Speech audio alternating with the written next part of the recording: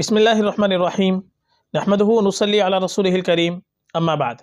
मुहतरम नाज़रीन किराम, एक साहिबा हैं सोबिया मजीद, इनका सवाल है वाइना गिफ्ट ऑफ गॉड नेम रख सकते हैं गर्ल का?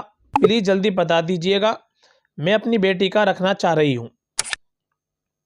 देखिए, जो नाम आपने पूछा है वाइना, वाइना लफ्ज़ और इसके माना गिफ्ट ऑफ गॉड यानी खुदा का तोहफ़ा या अल्लाह का तोहफ़ा, ये माना ये हमने काफ़ी तलाश किया।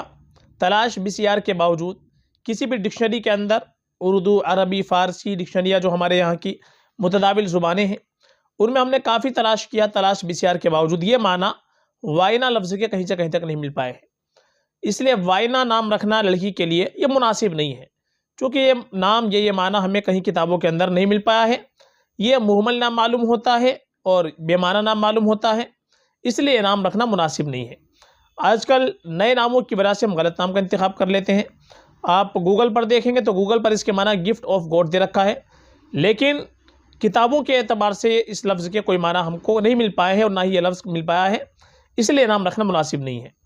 औलाद का माँ बाप के ऊपर पहला हक़ ये है कि माँ बाप अपनी औलाद का अच्छे से अच्छा नाम रखें।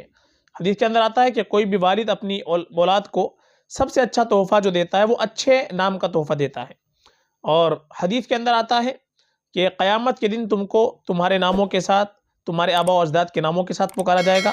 इसलिए अपने बच्चों के अच्छे नाम रखो, फ़अहसिनु अस्माअकुम, अच्छे से अच्छा नाम रखो।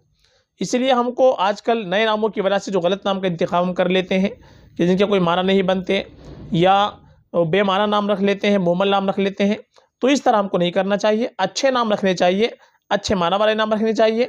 और बेहतर ये होता है कि हम अपनी बच्ची का नाम रखें तो सहाबियात रिज़वानुल्लाहि अलैहिन्ना अजमईन के नामों पर नाम रखें, अज़वाज मुतहरात के नामों पर नाम रखें, जो नेक ख़ातिन गुजरी हैं उनके नामों पर नाम रखें। ये हमारे लिए बेहतर होता है, बाइस बरकत होता है। बाकी ये नाम रखना वाइना ये मुनासिब नहीं है। फ़क़त वल्लाहु अलम।